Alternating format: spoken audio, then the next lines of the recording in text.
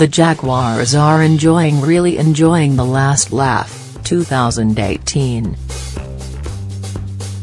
Pittsburgh. The party raged inside the visitors' locker room at Heinz Field late Sunday afternoon. At the center of it, the locker room, the party, the defense that ranks among the NFL's top units and the best Jacksonville Jaguars season in more than 20 years was linebacker Telvin Smith.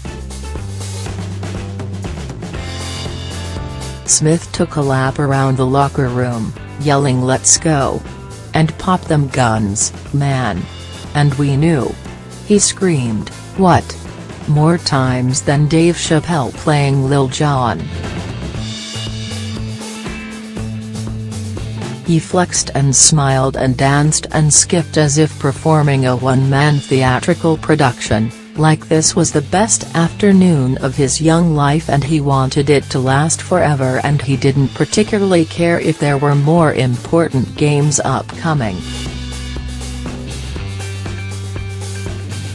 The Jaguars had just polished off the Steelers, 45-42, to advance to the AFC Championship game next weekend in Foxborough. The defense hadn't played its best game of the season, yielding 545 yards to Pittsburgh and 5 touchdown passes to Steelers quarterback Ben Roethlisberger. But the celebration continued unabated.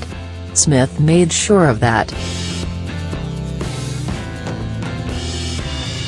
"You went out there and moved their A," he yelled at the offensive line.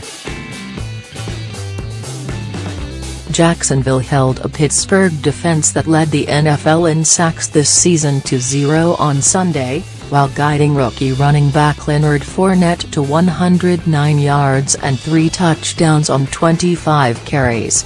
"F***ing dominated," one of the linemen yelled back.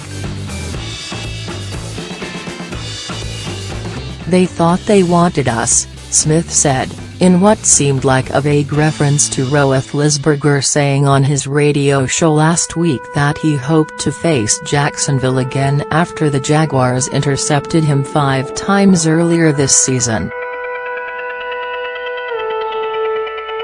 Smith wagged a finger, his best Dyke Mutombo impersonation. "Then they got into a real fist fight," he yelled. His teammates watched Smith make his way around the locker room. Others shook their heads. "He's basically expressing how we all feel right now," safety Barry Church said. "The way they were talking going into this game, the way everybody has been talking all season. That we just got lucky. Everybody and their mom thought we were going to come in here and get blown out. Sorry, moms," he added. Cornerback Jalen Ramsey watched Smith waltz into a back room, where anyone within 20 yards could hear him continue his football revival behind a black curtain. Ramsey shook his head. He wondered if Smith would ever shower. "He's too happy to shower right now," Ramsey said to fellow corner AJ Bye. Then he wondered aloud why the Steelers had been so confident. It was that kind of afternoon for Jacksonville, a franchise that is in the playoffs for the first time since the 2007 season, and hosted a playoff game, last week's win over Buffalo, for the first time since the 1999 campaign. The team's billionaire owner, Shad Khan, stood just inside the locker room, where, as is his custom, he shook each player's hand and said, simply, "Congratulations."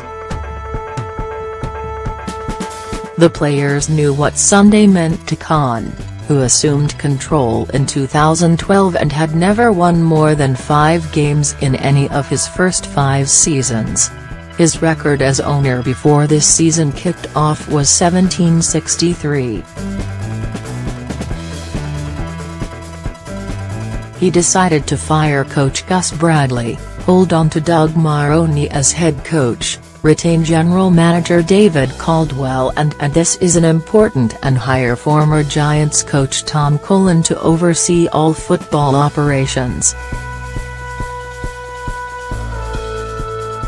That would be the very same Tom Cullen who spent most of Sunday afternoon in the press box, trying to limit his swearing whenever Jacksonville made mistakes, trying and failing to control what the reporters who surrounded him could overhear.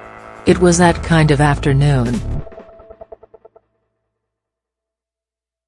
Jacksonville opened the game Sunday with an easy scoring drive, 8 plays, 66 yards, capped off by Fournette's first touchdown of the afternoon. Fournette added another score later that same quarter, on an 18-yard scamper off right tackle toward the right pylon of the end zone, which came one play after Miles Jack intercepted Roethlisberger, Jacksonville's 6th pick of the quarterback this season. Smith extended the lead for Jacksonville, long before his locker room lap, scooping up a fumble and returning it 50 yards for a defensive score that silenced the crowd and made it 28-7 with 2:20 left in the first half. The Steelers made it 28-21, then made it 35-28, then made it 42-35. The Jaguars always answered to the surprise of many outside their locker room but not a soul inside it. Back inside, so many of the players were shouting that it sounded like a soundtrack of the most disrespected team in the history of sports. That's only a slight exaggeration. Among the complaints, the Steelers had looked past the Jaguars to the Patriots. They hadn't respected the Jacksonville defense, which ranks first or second in almost every major defensive category this season. And Blake Bortles, wow, don't get the Jaguars started on the disrespect cast toward their quarterback, who was always described as embattled or shaky or the reason that Jacksonville isn't a true Super Bowl contender. It's not so much that Bortles didn't lose the game on Sunday. He was a major reason the Jaguars toppled Pittsburgh, on the road, against one of the NFL's best offenses.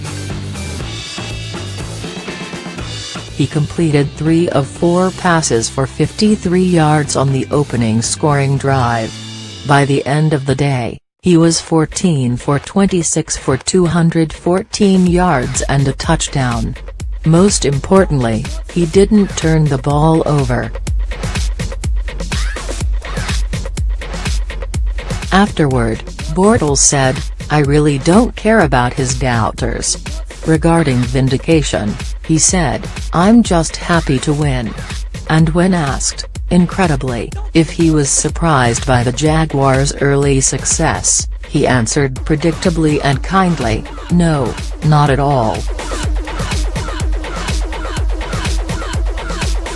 At his locker, Bortles tugged on a red suit jacket and blue slacks and a light blue dress shirt. His face was almost blank, no smile, no sneer, maybe just a hint of satisfaction. His teammates said he had looked like that as he jogged off the field, as Church thanked him and tight end Mercedes Lewis said, "I love you." No, it was Bortles' performance that spoke for him. That, and his teammates. His backup, Chad Henne, said Bortles was the most humble person he's ever been around. "The happiest guy should be Blake Bortles right now," Church said. "If I was him I'd be talking all types of s." Smith eventually did shower, per Ramsey's instructions, and while he did, defensive end Calais Campbell took questions at his locker. Campbell hadn't slept that well that Saturday, because he was thinking back to his 9 seasons in Arizona, the agonizing decision he made this off-season to come to Jacksonville and how he completed, just barely, the most difficult training camp of his life. He was thinking about all that and con and Bortles and disrespect and doubts. And here he stood, holding reporters by the shoulders, smiling, chopping his hands for emphasis. "We will be doubted again next week," he said, laughing, "and that's fine. It's kind of poetic, actually," he added. Campbell, too, headed to the showers, and on his way back, wrapped only in a towel, he was singing while doling out daps to anyone he passed. "They know, they know, they know," he sang. "Hey, I can sing, man," he added. "They're going to make a new TV show. Not America's Got Talent, the Jags Got Talent. The Jags do got talent, baby," he added, as if he needed to emphasize that point to a wider sports world that still sees Jacksonville as suspect, especially with a trip to New England up next. If he's right, it won't matter. America will find out soon enough. Like next Sunday, perhaps, against the Patriots.